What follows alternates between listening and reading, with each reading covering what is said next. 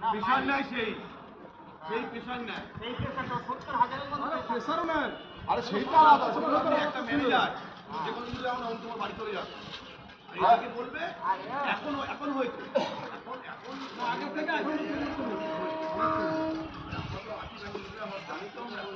আগের চেয়ে অনেক চেঞ্জ হয়েছে আগে তা বুঝছে না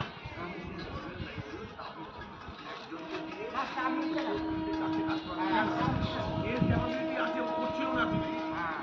এখন বলছি কি করে প্রেশার করতেই হবে